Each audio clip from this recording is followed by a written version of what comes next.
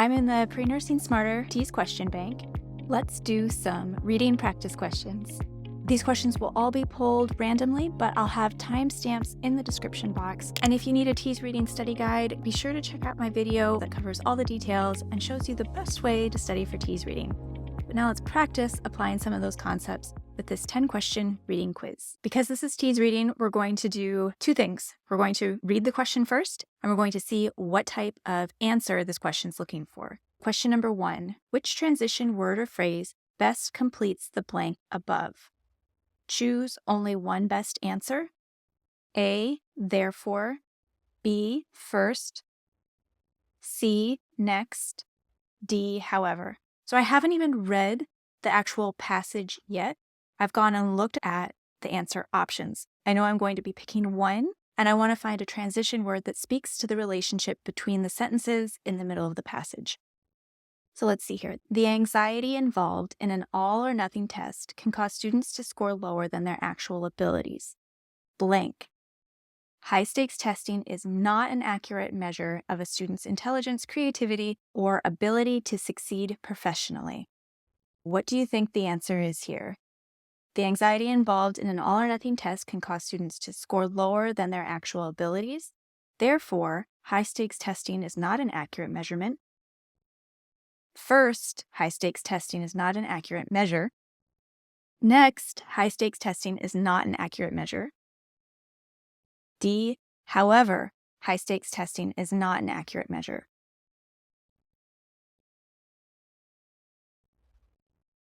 The answer is A, because it shows a cause-effect relationship. There's anxiety and it can lower their score. Then it's not an accurate reflection. Option B is incorrect because it's more for a sequential passage with steps. C is incorrect because, again, this is more of a step-based transition word. And however is incorrect because the two sentences do not show opposite ideas.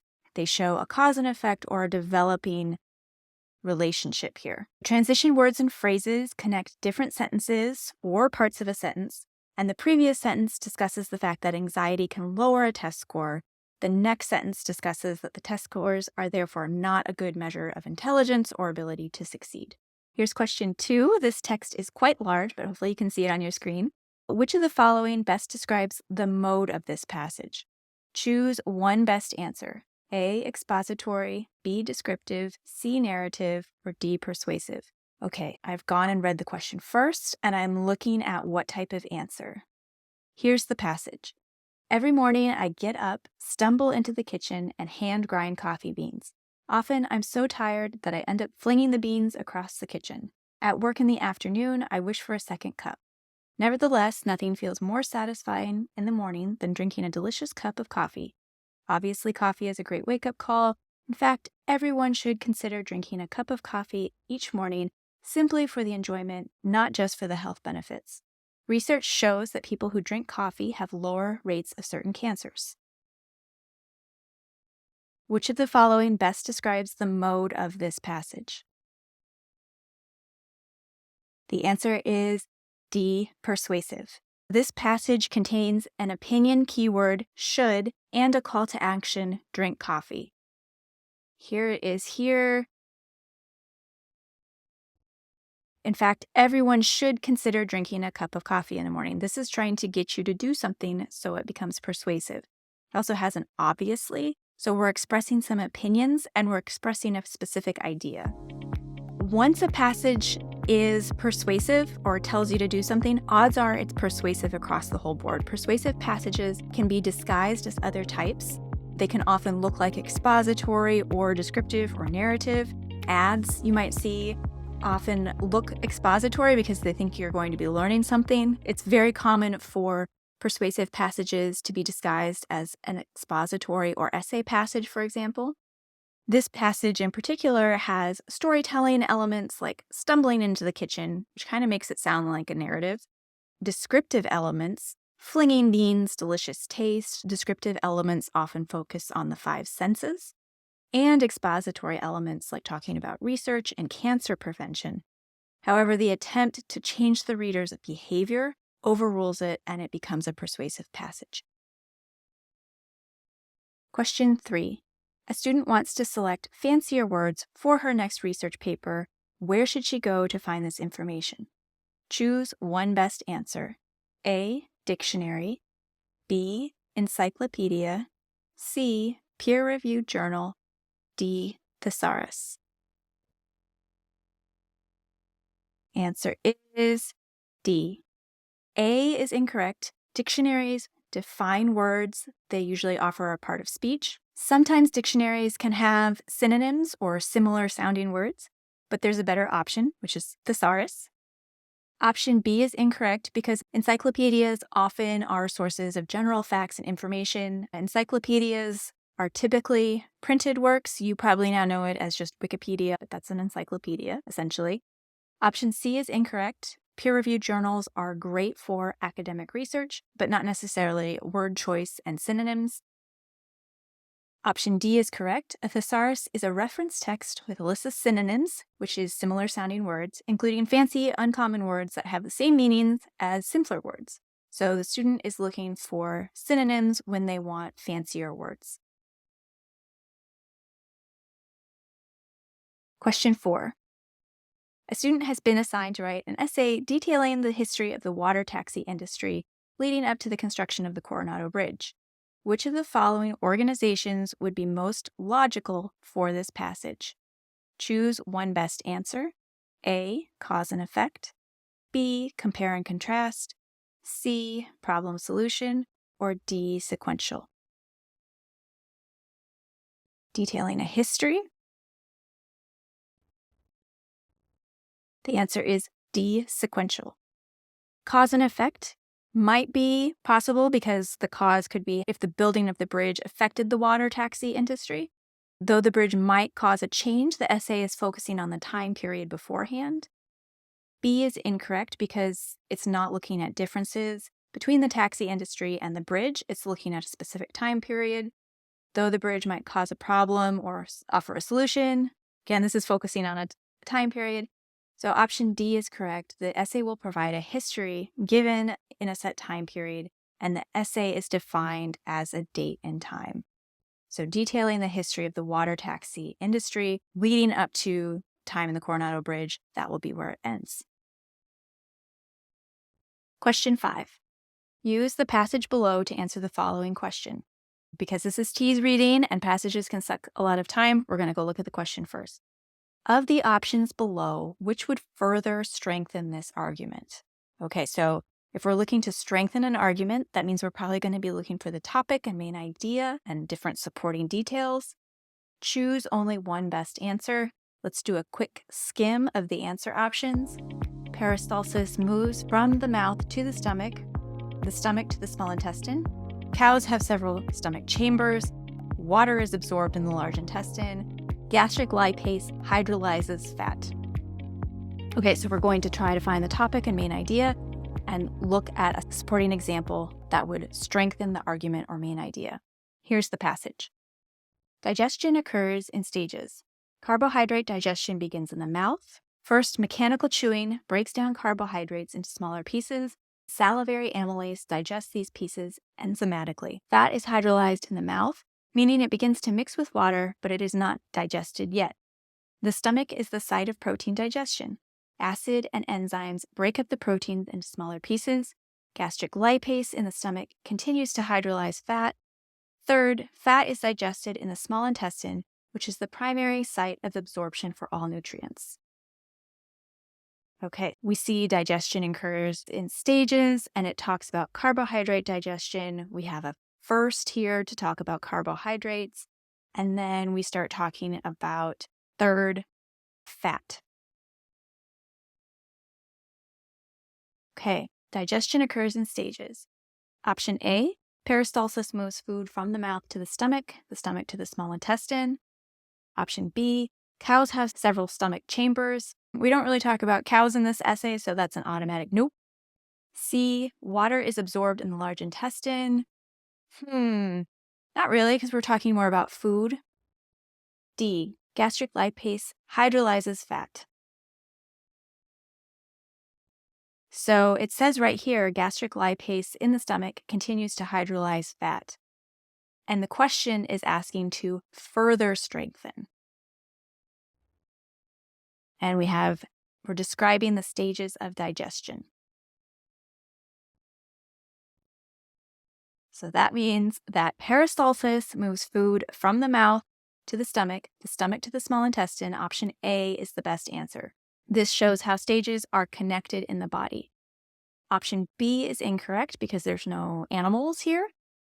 Option C is incorrect because this is focusing on digestion rather than absorption, and it's more about food rather than water. Option D is incorrect as it is directly stated in the passage. This is a very common TEAS mistake to make on the TEAS reading section, where you're like, well, yeah, this seems totally true because it's stated in the passage. It must be right. I see it right there on the page. But because this question is asking you to further strengthen an argument, further develop an argument, that's a clue that the correct answer won't be directly stated in the passage. And so if it comes down to a sentence that looks like it's directly stated in the passage versus not, odds are that the answer will not be directly stated in the passage. Question 6. Which of the following is the least biased informational source? Choose one best answer. A, an online forum discussing the best way to study for the TEAS. B, a blog of a nursing student that outlines the steps she followed to get good grades. C, a classified in a local newspaper highlighting a TEAS review course. D, a nursing school's student manual that lists college policies and procedures. Which of the following is the least biased informational source?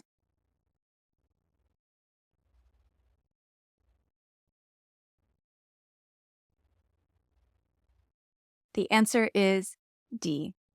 You might ask yourself when you're asked questions about finding bias, and in this case, the least bias, which source is not selling anything and is reviewed by experts?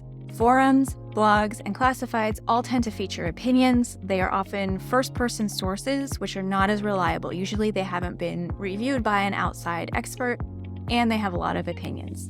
Classified is a form of an advertisement, so it's biased. I know we don't often read newspapers these days. Classifieds, like in Craigslist, or if you're looking for an apartment, Zillow is basically full of classified ads for apartments. These are advertisements placed in a publication. This would be an ad, and it's biased. Option D is the best answer. A manual would be the most fact-based, and it would contain the least amount of bias. When you're looking at informational sources that have bias removed, ideally they've been reviewed by multiple people, they're put together by a trustworthy organization, they're fact-based without opinions, they're not trying to sell anything, they're often peer-reviewed. A student is writing a paper that examines changes a new bridge brought upon the local water taxi industry. Which type of structure should she use for the strongest argument? Choose only one best answer. Problem solution, comparison contrast, cause effect, sequence. The answer is C, cause and effect. In this case, the bridge caused specific effects on the water taxi industry. Changes is a clue that we're looking at cause or effect, so the changes are the effects. Option A is incorrect because though the bridge might present a problem, the essay is not examining solutions to it. Option B, if you guess this one, a good guess. It's incorrect because the writer is looking at the changes, not comparing, the new bridge to the water taxi industry. Instead, it's looking directly at the effects. And option D, sequence is incorrect because this isn't about time or changes, progress, or history. Question 8. Use the passage below to answer the following question. So because this is the TEAS, we're going to jump to the question. Which of the following best describes the use of italics in the passage? Okay, we're using a word text feature, italics, so slanted writing right here. And let's look at how it's used contextually in this passage. Choose one best answer, and we'll look at our answer options first. A, to indicate the species name of a new dinosaur. B, to emphasize the importance of attendance to the talk. C, to indicate the name of a scientific journal. or D, to indicate a foreign phrase. We're going to locate the sentence in the passage. We don't need to read the whole passage.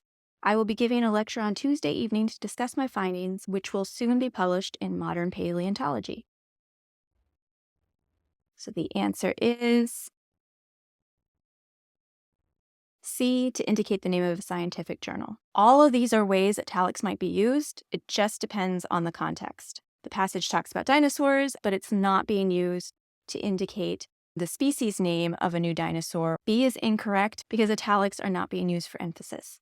Italics can stress importance, and the author does want people to come to our talk, but this isn't why the italics are being used. Option C is correct because the italics are referring to where a scientific paper will be published in a journal. Option D is incorrect, though italics can indicate another language. Everything is in English in this passage.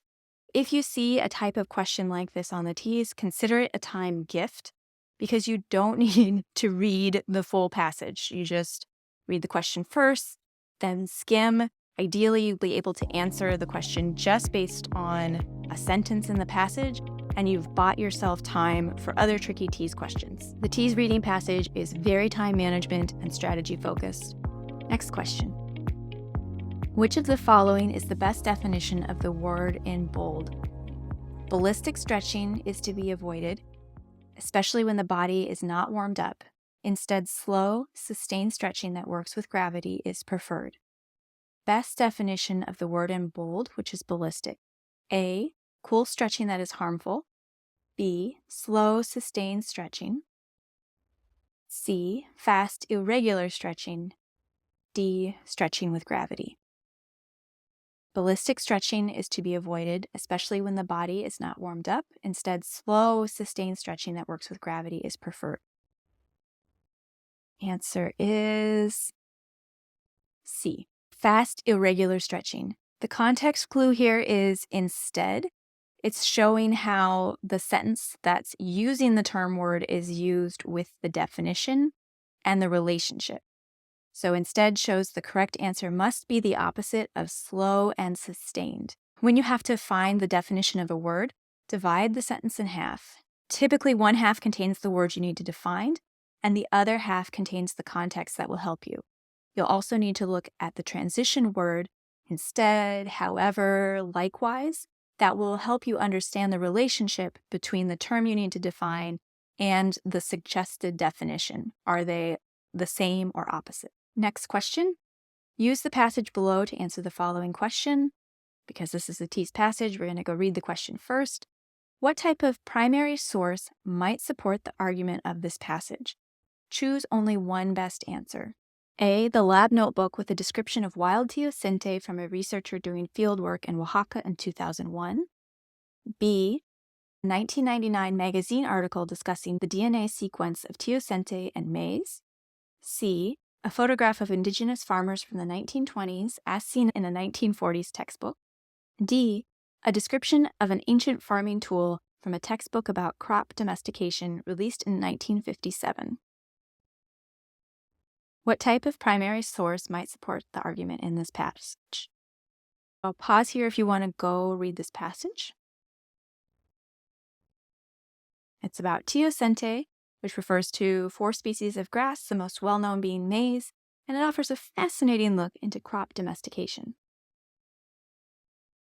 Now, primary sources. We have a lab notebook. That is a primary source. We have a magazine article. Magazines are not primary sources. We have a photograph, which can be a primary source, seen in a textbook, which is not a primary source. What type of primary source might support the argument of this passage? The answer is option A, because this is a first-hand account.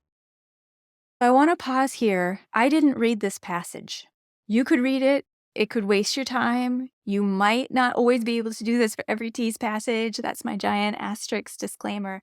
However, by reading the passage first and saying primary source, I know that I'm looking for a primary source, and I've studied my TEAS flashcards and Pre-Nursing Smarter, so I know what primary sources are. A lab notebook is a primary source. A magazine is not a primary source. A photograph can be a primary source. However, it's in a textbook, which makes it no longer a primary source because the textbook isn't a primary source. And a description of ancient farming tool, a farming tool, could be a primary source. However, it's a description in a textbook. That is no longer a primary source. So this lab notebook is the only answer option that's a primary source. This is a great way to save time if it's possible to help you find an answer. Another thing to note is that primary sources can be made at any time. They don't need to be quote unquote old. Option A is correct because this is a first-hand account. Option B is incorrect. Magazines are typically not primary sources because the information has been collected and analyzed. Option C is incorrect because though artifacts and artwork are primary sources, published descriptions of them are not. And though a photograph can be a primary source, it's not if it's used in a textbook. Option D is incorrect. Textbooks are typically not primary sources because the information has been collected and analyzed. All right, and that concludes this practice test. You can go check out my website, prenursing-smarter.com, for more practice tests. You'll see you have 5 full practice exams, and each of these practice exams follows the exact breakdown of question types you'll see on the TEAS, and you'll have them for reading, math, science, and English, as well as randomized question banks and more helpful review. Keep up the great work with your TEAS prep, and I'll catch up with you in the next video. Take care.